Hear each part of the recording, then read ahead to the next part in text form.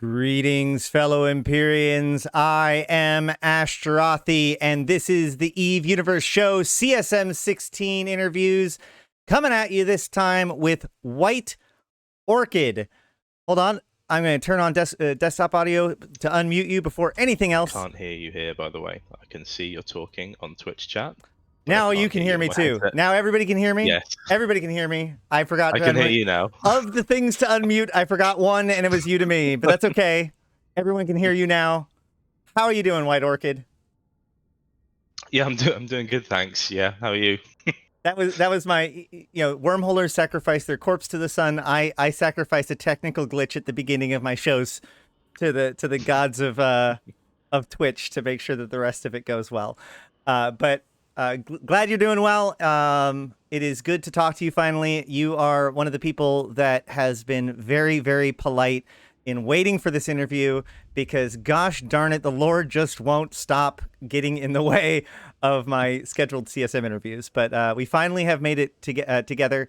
So let's jump into it and begin by explaining the rules as always. So I will disclose anything about the person that I know ahead of time. Otherwise, I have only their CSM platform on their forum post to draw from. As it is, I don't really know you very well, so we'll be exploring it mostly through there. I will be given 50 minutes to ask questions, explore topics, and delve into you as a EVE player and as a CSM representative. And then you will be given 10 minutes at the end if you have anything else that you might have missed, or I might have missed, or things that you wanted to drill home before we wrap things up. And then all of that after about 1 hour will be wrapped up, put on YouTube alongside with all of the other CSM 16 interviews in a giant playlist. So that way all of my viewers can make good decisions, because the most important thing is that everyone votes and supports their candidates. So that way we can have as an effective CSM process as possible. So with all that being said, once again, 0rchid, how are you? And let's just begin with a little bit about who you are. I'll pull up your CSM post to look at a little bit, but you start with your EVE story, so we can begin with that. Yeah, sure. Yeah, hey guys, 0rchid here. So, been playing now since about 2008. I've done lots of different things, mission running DD sites. Back in the day, took part in Sovnol warfare back in 2008, to be fair. Nowadays, it's mostly PvP. I do a bit of jump freightering, a bit of capital production. But yeah, it's mostly PvP nowadays. I've been through corps like EVE Uni. I was a director in Waffles for 5 years. And right now, I'm in Volta. Okay, and during that time, so Waffles, while you were a leadership of Waffles, what was Waffles effectively as an organization? Many different things, actually. When I first joined Waffles, they were a primarily low-sec entity, and they lived in Kanaka and in Blackrise. And to be fair, way back then it was, Thoraxes and, Mala fleets and things like that. Mostly kind of T1 cruisers when I first joined up. We did deploy very soon after I joined to join the First World War B.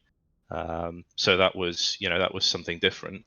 But in the time I was in Waffles, they went from being independent to kind of joining forces with the likes of Snuff and Project Mayhem, big low-sec battles, to deploying to various areas of Eve, Providence and Immensia, places like that, to living in a wormhole during Blackout, doing small gang roaming out of the wormhole, and then we've also been through both PL and Horde in the time I was in Waffles. So quite a lot of different things during that 5 years. Cool. And of course you were a leadership in all of that, right? So I assume that you were part of the decisions for just after the first year. Yeah. Excellent. Cool. All right. So you probably have a lot of different experience with a lot of different space, it sounds like. So we're going to jump straight to that. You actually list a lot of big bullet points. I will say, of all of the people that I've interviewed, at least so far, your CSM candidacy seems almost like the most traditional, right? Like you having a platform, and you have proven history working with CCP, giving feedback, and working under like semi-private conditions with the T3 cruiser program, which we can talk about too. But like you are so far the closest to like the stereotypical CSM candidate, or like what you would think of that I've encountered so far. And to that end, the things that you are focusing on, or rather, the things that you choose to represent, are broad and very like designed to be representational of the player base, as opposed to a lot of other CSM representatives, which are like, I am the null block candidate. I am the wormhole candidate. I am the lore candidate. You really are. I am the experienced candidate. Is that sound about close to right? Yeah, I'd like to think so. I think that even though I do live in Null and it is Sov Null, that because I have lived in a lot of areas of space and I've done more than just PvP, for example, that pretty much fits, I think. Yeah. So as a null block person, but also somebody who has worked with Eve Uni and with Waffles, how do you in the current era feel that you represent new players' direction and experience? Just new players. So I think that, well, first off, I have to say from when I first started, the new player experience has come on a huge amount since then, like an immeasurable amount. It was incredibly different back then, and I think the MPE now it does a much better job of teaching you about a few more aspects of Eve than perhaps it did back then. But I think the actual key, or I believe the key to retaining a player in Eve is actually not necessarily about CCP's implementation of it, not only anyway, but it's about getting those players in good groups that fit their play style, getting them talking to people, and giving them a community, which is a pretty big reason why people continue to play this game, to be honest with you, I think.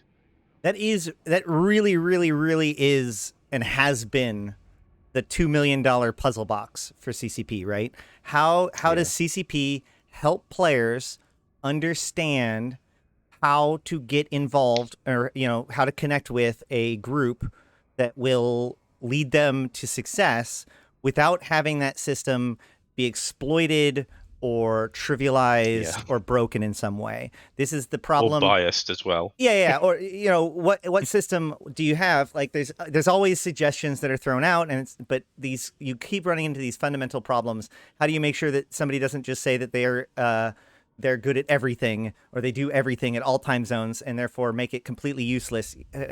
Make it so that you have to game the system some way.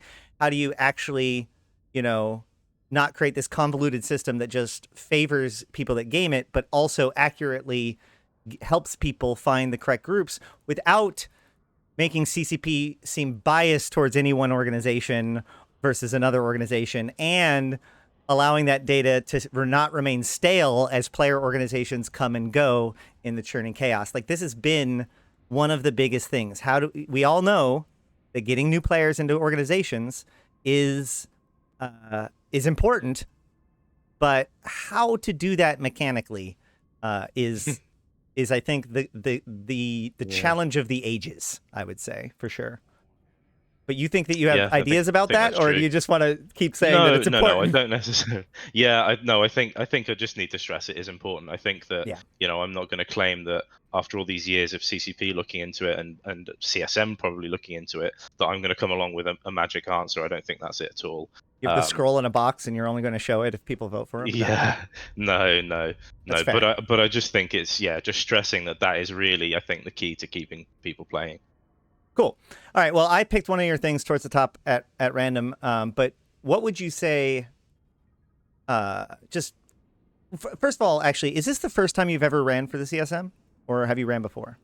No, no, I did run before. I ran before CSM 12 4 years ago. Okay. And yeah, out of the 64 candidates that ran, I came about 16th. I was knocked out at 16th, so not too far off. And that was just Close about, enough for me to give it another go. wasn't that just about around the time of the strategic cruiser um, discussion panel? Was that after that, I'm or pretty sure that was after it. okay? Yes, I think Was so. that what inspired Yeah, you to trying to run rack for my CSM brain. originally? Yeah, I mean, partially. Yeah, I did like that experience. I think, I suppose, being able to help shape the changes that were coming into the game, and to not, you know, um, I don't mean to sound harsh, but not have a change come in that, might screw something up, for example, or make a lot of people unhappy. Right. Okay, so you're part of the strategic cruiser panel, which, by the way, for those of you who don't know, during the last rebalance for strategic cruisers, there was a small subset of people who were selected for their expertise, etc., who behind the scenes worked with, I believe, CCP Fozzie and others to help kind of give very focused feedback about how to redesign T3 cruisers. White Orchid was part of that panel. It is worth noting before we jump into that topic that it kind of famously had some issues, especially towards the end. So it wasn't without controversy, but your specific contribution to it is both was both I think an unanimously positive change that did come through with the T3 cruiser changes, um, and also probably relevant to the modern changes, which we talked about ahead of time, and you may not be fully aware of what's happening. So we'll talk a little about that in a few seconds. But before then, what was the experience? You said you really liked the experience for the T3 Cruiser panel. What was your experience Yeah. more broad? Dig into that a little bit more. What did you like about the T3 Cruiser panel and your ability to contribute to it, and why does that make you want to be on the CSM? Yeah, so I think that, first off, I will say, it was a while back, but I do recall there being, unfortunately, some people which were chosen that didn't contribute as much, unfortunately. But of the people that did, I think it was really valuable having various people that did live in different types of space, and someone like myself who kind of had a much broader view of it, to kind of bounce ideas off of all of those people from both a general level and from, how's this change going to affect you in null, how's it going to affect you in low, all that kind of stuff. And I think that just the collaboration, similar to kind of, I won't go into it too much, but similar to what I do in my real world job as well. um, it's just enjoyable having that collaboration and coming out with a result which you can put out there in front of all of the players and that they are mostly happy with. That is actually a good point. You kind of skip over a little bit, but you mentioned it in your post as well, that in real life you are in DevOps. So one of the things that I often get told is like, Ash Rothi, if you just got on the CSM, you'd be disappointed or dejected like all these other people. If you saw how the sausage was made, I've been told that every once in a while over the years, but it's like, dude, I've been in software dev for almost a decade now. I've seen how the sausage is made. I know how absolutely ridiculous agile can get, and how like you can stare at the thing and be like, I don't understand how anything gets made at all under these conditions, and sometimes they don't. So Yeah. I'm not making excuses for it, but what I'm saying is that people that live in that, or that work in that environment, probably aren't as caught up in the smoke and mirrors. It's like, somebody who has done film production won't be quite caught up in the majesty of a big budget production as somebody, or like maybe the more subtle, like emotional hooks that they use in storytelling. Like once you know the secrets, they kind of and understand how design works versus actual gameplay works, that helps get past that point. And you would be on the developer side of things. So that's another example of how you have Yeah. experience, and it probably makes it so that you can give more quality feedback than somebody who doesn't know how to communicate with an actual developer. That sounded really. Yeah, I think I think one of the so I see, there's a lot of people, I think, that, when you either see them running for CSM or you see other people's opinions of perhaps what people who should be running for CSM should be advocating for. And if someone comes along and, their only point in their entire post that they can make is, for instance, I've got this fantastic idea of how to revamp faction warfare, and it may be really well thought out, and it may be really a really good idea, but if CCP don't want to do anything with faction warfare that year, and it's not on their backlog to do it that year, they might take those ideas and say, okay, that's great, but Mhm. is that person going to be valuable for the rest of that year on CSM if they only have kind of one very niche area that they want to focus on? I think it's more about being able to weigh up the pros and cons of various changes to the player base as a whole. I think that's really, really important. Uh, yeah. Um, Sorry, I also just distracted myself a little bit. Uh, no, so shucks. I was reading through your bullet points about your kind of your platform of what you're looking into, and it Yeah. got me thinking. We were just talking about the T3 cruiser changes. Your specific Yes. contribution that you highlight involves like fusing the subsystems together and kind of rearranging the subsystems a little bit. Yeah. Have you seen the dev blog about the changes coming next? Hold on one second. Yeah, The ones on CC. yeah. The interdiction nullification changes on Sissy right now. I have. Okay. Yes. Yeah. So yeah, you're right. The one of the big things that we discussed in that T3 Cruiser panel was there was a subsystem that would give you nullification, and there was a subsystem that would give you warp speed. And racking my brain back, they were separate back then, and I think there was some kind of discussion around what to do with them. And my argument was to give the nullification one the warp speed from recollection, again, racking my brain, because the people that want the nullification are the people that will make the most use of the warp speed, and it probably wasn't valuable elsewhere. Um, Yeah, so I I'm mainly I'm lobbied for pretty the sure that's what it interdiction, was. nullification, and warp speed subsystems to be combined, as I felt it was important for them to remain viable and to covert hunters. I don't remember if that exact change was brought over, but the idea of merging the subsystems for sure was a big part of the T3 Yeah. cruisers changes at the time. That being said, because that change I don't believe was done, that makes this T3 subsystem um, kind of interesting now. So with this new change, basically all T3 cruisers will now have interdiction nullify capabilities through that low slot, but the Yeah. subsystem will half the lock range penalty, half the delay for reactivation, so bringing it down to a minute and 15 seconds, Yeah. and double the length of time that it lasts. So it makes it last for 30 seconds instead of 15 seconds. So one of the things I've been talking about with CSM interviews is I've been kind of taking some random kind of pseudo theory, like in the imagination scape of design, and be like, how would you as a CSM person have responded to this as a way of kind of exploring your representation on the CSM? Thankfully, we have a much more concrete example for you. So let's go into the Wayback Machine and let's pretend that it is Winter Summit. CSM has the CCP has now presented this as being a thing that is going to happen in the next couple of months.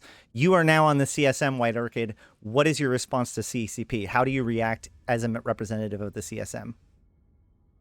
Yeah, so I think first off, the one question I would ask them is what problem are they trying to solve by doing this? Because if they just came at me with that without saying what they're trying to fix with it, I'd be, kind of a bit dubious, like, why are you doing this? Maybe there is another way of solving the problem to begin with. Because But we if you see take passive interdiction nullification as stale and solved gameplay, and we want to make it more dynamic. Yeah, so I think that's if that's a reasoning, that's fair enough. I think that there are a lot of interesting things that could come of this change if it remains as it is. I think that in reality, and again, as I mentioned to you, I've been pretty busy the last few days, so I haven't managed to get a huge amount of time on it. I think that due to the drawbacks of the nullification, if you take one of the main ships that it was used on, say an interceptor, Now, the drawbacks being, I think, lock range is pretty much the main one. I can't remember if it's scan resolution as well, off the top of my head. Yeah, it is scan resolution penalty and lock range penalty. So I think that, again, from recollection, the interceptors, the fleet interceptors, get a bonus to, or a reduction in those penalties. Correct. So I think that even with that, though, that when you look at trying to put one of these on an interceptor, you then have to refit the rest of the interceptor to actually make it viable. For example, most or a lot of interceptor fits, you have to fit an ionic rig on them anyway, so that they can get the lock range to lock a target and either tackle it with a heated faction point, for example, or um, you know, just because of the speed they're going, be able to lock in time by the time they've made that extra ground to tackle it even with a T2 point. So I think all these kind of things you really need to consider, and maybe from looking at it, if CCP has thought this through, well, the first things I would say is, do you even really, do you want these modules to be fitted to interceptors? Because it seems like the penalties are quite high for an active, an active hunting interceptor.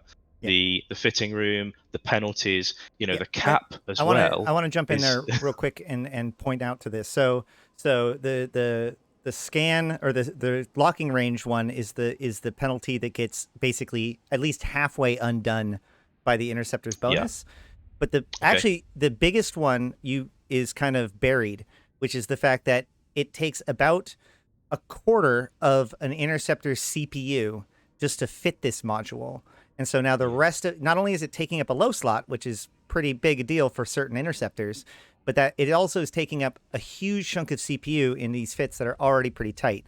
Now, it may be a way of CCP suggesting that interceptors that want to have this interdiction nullification capability is so powerful that those ships have to have their fit gimped in some way. Do you think that that actually is a valid design consideration? Maybe they wanted to make it so that interdicted nullified interceptors have to have terrible CPU because they think that they're too yeah. strong. Yeah, I mean, if they did think this through, and if they do know all of the things that that will happen out of this, then yes, I think probably their aim is that you really do have to give a considerable amount up if you want your fleet interceptor to still be nullified. In reality, I don't think a combat one that will actually be going out tackling people is going to be able to even use the module in those instances, because I think it takes nearly 60% of an interceptor's cap to even activate it. I haven't even checked So the cap cost. Oh gosh. how many? I think it's like 150 cap or something, and inties have about 250. So it's about 60% of your cap. And what interceptor runs around with like 65% of cap available? It doesn't really happen. Not in a combat situation. Maybe a travel scepter. Um, but not one that's actually out and actively hunting. So, I guess it remains to be seen if people still will use them. I'm sure, a month or so after the change, if these are the changes that go live, we'll see what the meta's shifted to. But, from an initial look on just interceptors alone, it seems it doesn't really seem feasible to me in with the current stats. Yeah, I think the other ships as well that had inherent nullification inbuilt into them, so the yacht and the T3s. From a personal standpoint, I never really saw a problem with this. I know some people say, "Oh, it's boring gameplay. It's a thing that you just do to get around," but I never really saw a huge issue with it, and it kind of feels like maybe if you're just traveling around in these things to get somewhere to like move some goods around, fair enough. You're not, it's by the by. You don't really affect many other people there, bar gate camps and so on. But it feels like this is maybe a bit of a nerf to the ability to go through hostile space and catch people. Okay. So, but the the loss of the passive ability to certain ships and the severe hit to interceptors is only half of this equation. There's a whole bunch of Yep. ships that got this tool Yep. that didn't have it before, including stealth bombers, blockade runners, deep space transports, industrial ships, and all T1 and faction frigates, which is very Yeah. important because that means that when the frigate escape bay was first brought out, they kind of made it such that you couldn't use an interdicted or nullified ship. It was very difficult to use a cloaked ship. It seemed like there was an attempt to restrict what could be in the frigate escape bay based on what frigates were allowed in the frigate escape bay. This By opening this functionality up to all frigates basically says, hey, guess what? Your frigate escape bay probably should be able to have an interdicted nullified ship inside of it. As a Yeah. nullsecker, do you think that that's a big? Do you think that's an impact, or do you have any reaction Yeah. or feedback about that?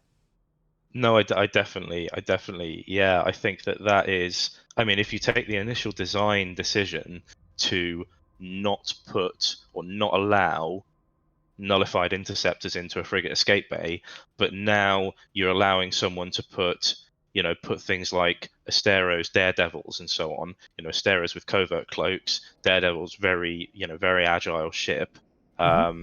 Dramiels even as well. That you open up now a scenario where you can go out flying your high grade Asclepian Kronos or Paladin and get bubbled by a gang, pop your frigate escape bay, smash your keyboard and just escape. Maybe you fitted a covert cloak, maybe you fitted a standard T1 cloak, but you can sit there in relative safety almost now and get your expensive pods out, which doesn't you know doesn't really seem fair, even as someone who flies marauders every now and again and expensive battleships, that it doesn't really seem like there's a good counter gameplay to that. And I believe that there should always be some form of counterplay to things, however unique it might be. And things like Asteros, especially, you can't really even sit a bunch of smart bombs, and who's really going to take a full rack of a smart bombing battleship just to kill a pod or to kill an Astero when it comes out? Um, it doesn't seem realistic to me. I don't know whether they've entirely thought that one through, or if they have, fine. I guess a lot of people are not going to get pod kills anymore. So devil's advocate here. What if so? You say relative that it's safe, right? But really, what it is, it's the sense of safety, right? That you could still get smart bombed, you could get Yeah, pointed, you could get all that kind of stuff.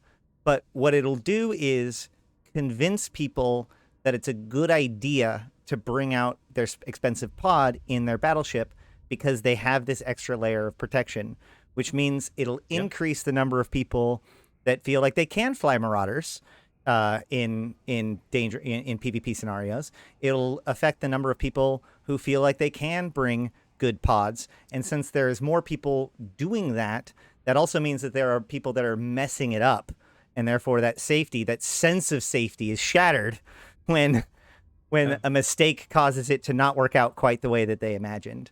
Um, so Yeah, that's true. That's true. It's a psychological thing almost. yeah, so I wonder if there's a certain amount of like safety blanket that's good to hand to the player.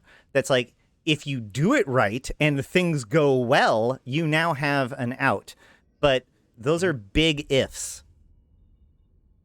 And I think that this is also a Yeah, piece to like yeah, like when it comes to the industrialists, the industrial haulers, the blockade runners, right? It's a huge bonus to blockade runners. But at the same time, like yeah, the let's give a buff to the smuggler gameplay. Um, But yeah, going back to the CSM thing though, like as a representative of the CSM though, do you have any feedback for CCP? Do you have any way to showcase what kind of the sort of example of what you would bring to the table as a CSM person if you were in this scenario? yeah. I think really it's about making sure they have all the information of how this change will affect the game. So, things like I've just explained about, the frigate escape bay and the interceptor changes, and, maybe talking through each of these ships, like the bomber changes, bombers being able to use this now, and, maybe being able to pull off some interesting bomb runs with nullification and the new warp core stabs, because bombs don't need lows for ballistic controls, right? Just giving CCP all of these different viewpoints on how these changes will affect the game, because really it's up to them to make the decision as to what actually happens. You can only give them, as a representative of the CSM, the effects of what this is going to do to the game, so that they can make that informed decision on whether that is really what they want to do to the game or not. Awesome. That's a good response. I want to transition back to your platform, because I am over halfway done with my time. So let's go ahead and pull this back up. And so you have a list of small things that you would like to change. These are very, like, usually like things that almost things that I would consider part of the little things project, like UI changes and stuff like that. But there is one on there that I want to circle back on. So you want more opportunities for smaller groups, less reasons to join a big blob, which we can talk about in a little bit. A better organization for UI layout. So UI design, you said that you're in the industry, so I'm sure UI UX is a thing for you. And CCP, as historic, like EVE Online, needs better UI UX for sure. You mentioned a lot of things that are just like technical issues that need to be addressed. Ignored SIG staying when relogging, so like you're scanning information, stripping, repackaging ships. There are still bugs. You would like to escalate those in the form of being on the CSM. Ability to share standings via maybe ACL programs. Putting clone bays in all NPC stations, which I know is fairly popular of an idea. Ability to set a default skin is another one of those UI changes that is very popular and just hasn't happened. But then you say fix Poshvin standings, and it's crossed out because the last patch made it so that the Poshvin standings is no longer necessary for most of the most of the gates. However, it is still necessary for docking, using the services, and using the gates to go to home systems. You have it crossed out. So how do you feel about the changes to Poshvin? Do you feel like it was dead on exactly what you would have asked for? Or do you have other feedback for the way that CCP fixed this or crossed it out on your list? Yeah, I think if you go back to the real kind of initial implementation, I don't think the initial implementation was fantastic, kind of having to make people grind the standings. I have kind of memories of other MMOs I've played, things like Black Desert, which I'll be honest, I really didn't enjoy because it is an entire grind fest. Grinding reputation in WoW and so on. And I don't really feel like that is, or that was, the best way of them implementing that, even if it was something interesting, like something tied to the lore, because I'm not a massive lore freak, but I do love reading and listening to the lore. Some of your videos, for example. And I think if they'd have done something that tied it into that, perhaps, that allowed you to elevate yourself through the Triglavian ranks, perhaps, or something along those lines, not just some really cheese tactic. And in a similar way, I think it's, when it comes to the removal of standings to take the gates, I think that really it was just a case of whether or not that was the best implementation. I don't know. Maybe they had some internal discussions around other ways of doing it, which they couldn't really figure out. But I think it needed something to allow the region to become more accessible to people. Because otherwise you have a region of space that, as developers, you've built this big lore event around, and you've designed certain mechanics inside and sites to run and all that kind of thing. And the only way that you can even get to go through this space is through in my personal opinion, really boring standings grind, which I don't think is healthy for the game, to be honest, and healthy for people to be doing. Some people may be okay with it. So I think that overall, whether or not that was the thing I'd do, I don't know. I think it's better now than how it was before. Awesome. Okay, great. And I don't know how much time you spend in Poshvin, so I'm not going to drill into like how you would have changed that further or anything like that. But I will So you talk about less passive AFK, more active gameplay. You say more active missions, mechanics that aren't simply more damage, and skewing ISK to lean more towards the end of the sites, not equal throughout. All three of these points really seem to resonate with what CCP has been doing for the last year or two, especially when it comes to events and all rats authored since Invasions was released. The Invasion rats are far more behave far more like players, both in how they fly as a fleet, but also how the ships behave when you use E-War on them, and their use of E-War. You can newt them, you can track and disrupt them, and they also bring their own E-War, which makes it so that the puzzles in any given of these event sites are a little bit more complicated than just whether making things more damage or not. Um, Mhm. have you very much experience with the new rat AI? Or with the events in the last year? Do you feel like that's the direction? And how would you apply that to things like missions? So I don't personally have experience with it, so I can't really comment on exactly how that is. But from what you're explaining, I think at its core, Eve is a PvP game. Whether people choose to not partake in it is a different matter. But I think that because you can be PvP'd pretty much anywhere in Eve, I think it's a good idea to make your rat AI similar to what a player might do to you. So using E-War and tackling and something like that. So almost like it's not a simulation of PvP, but maybe that may help, especially with you know newer players, perhaps in the experience that that might kind of ease them more into the. At some point, you might get PvP'd, and this is maybe what it's going to be like. So I think that if that's the way they're moving, then that's really really positive. Um, the one thing at the moment that I do hear a lot of, again, I don't do them personally, but a lot of people, say that they're very lucrative. Is things like abyssals. I don't like that kind of a lot of the answer at the minute to how do I make a load of ISK is perhaps either run the sites in Pochven, do abyssals, or set up roach fleets in C5s. It feels like there's not a huge amount of variety. No one really goes, run all the missions or run the DD sites or do ratting in null. There's a lot of talk of none of that really making anywhere near as much ISK as the alternatives.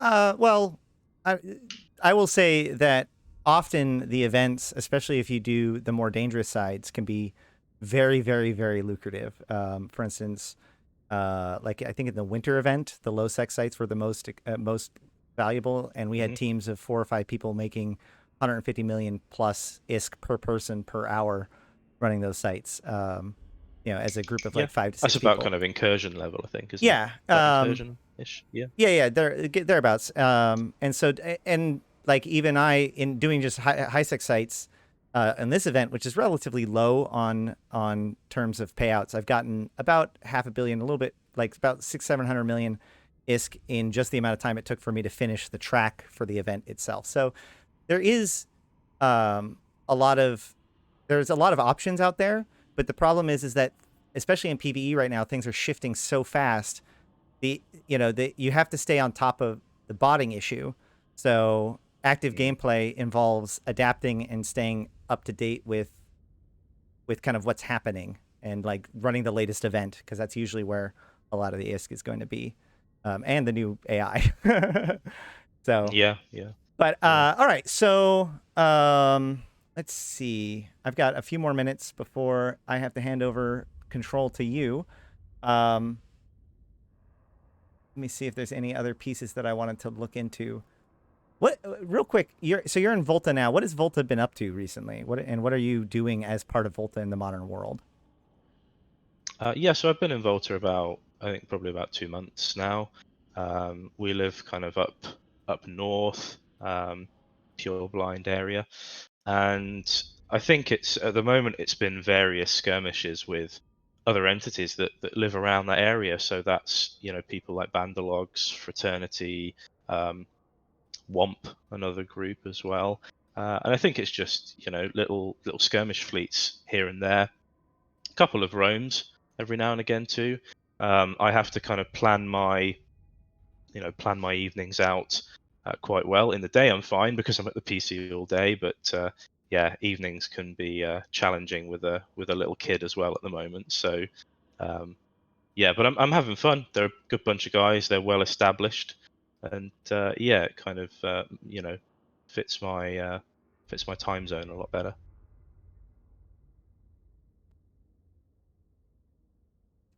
All right. So, but obviously, there's like, if you're a null, the first question is like, what side of the war are you on? Is Volta involved in the war specifically? Are you pro Goon or anti Goon? No, no, I'm Volta as a whole are not involved in the war at all, and that's one of the reasons why I chose them to move on to from Waffles, because I don't really like this current war.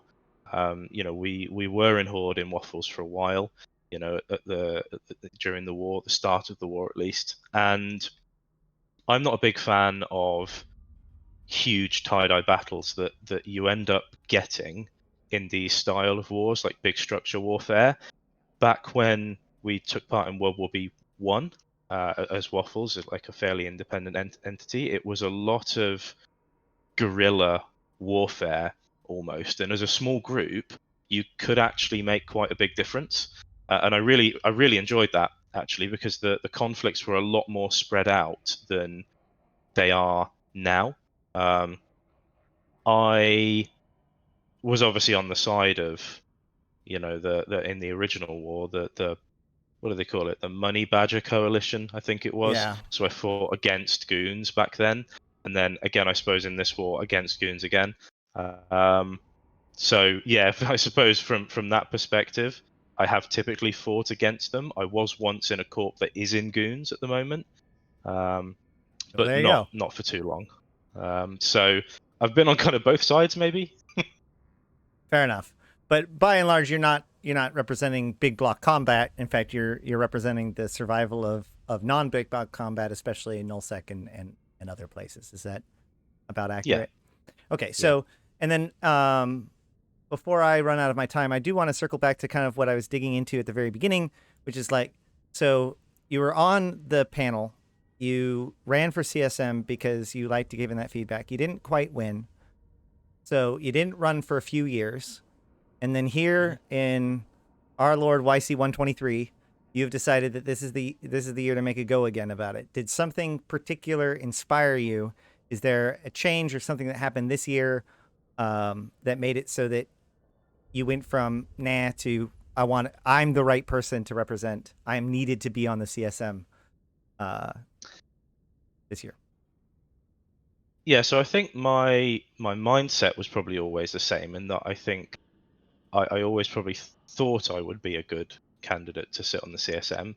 I think really the reason why I didn't run in between quite simply comes down to, if you go and check my kill board, you'll see why, and it's mainly because 3 years ago, so exactly 1 year after that first, when I first would have, if I would have been in CSM when that term ended, I moved house, and it was absolutely, it was a shack basically, and I've spent 3 years renovating the house, and now it's finally done. So I have much more time to dedicate to things that I enjoy, and that's honestly that's the reason. It's as simple as that. So I got it. So when you didn't win the CSM, you basically were like, you know what? I'm going to just pretend like I did win the CSM. So after your term was over, you quit Yeah, Eve for a couple of years, and now you've come back and trying to get elected again. I get it.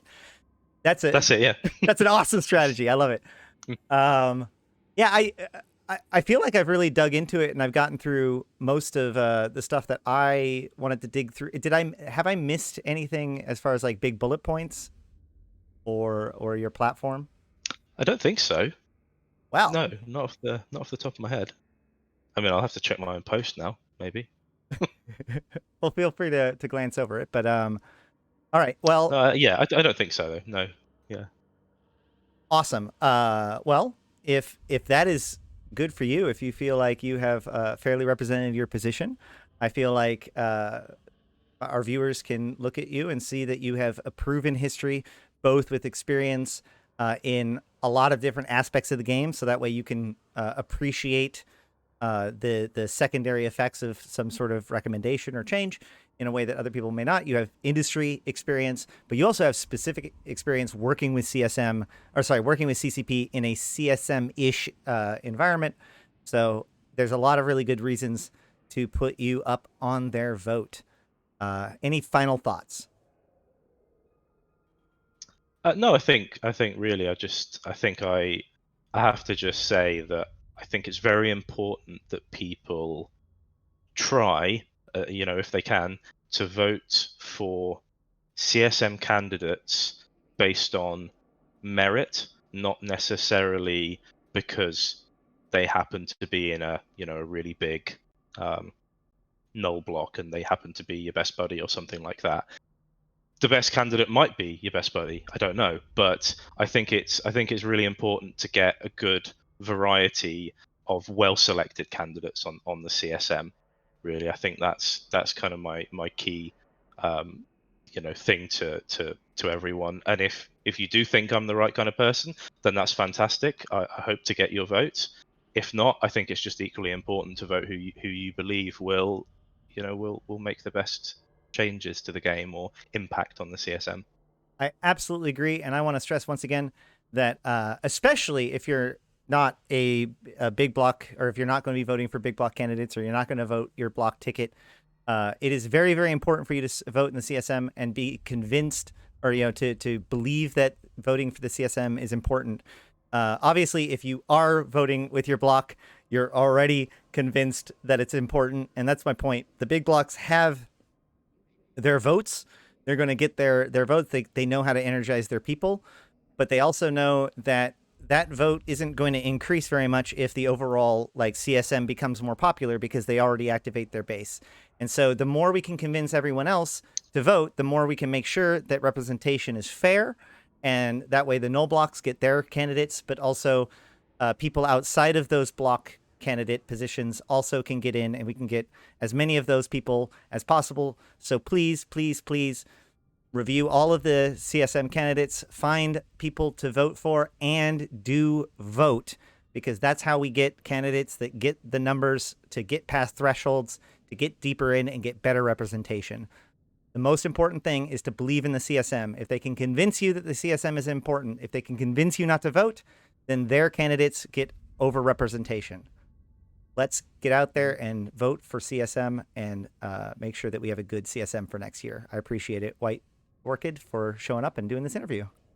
Yeah, thank you very much for having me, and I hope it's been valuable for your viewers as well. Absolutely. And as with all of the others, this is going to get moved over to YouTube. Maybe not today, but probably, actually, given the fact that I don't have anything else I'm doing today. But once it is up on YouTube, it also gets put onto the playlist with all of the other CSM 16 candidates. So in the event that that is what you are watching, we are about to move on to the next candidate. And so until then, or until next time, I'll see you in space. Thank you.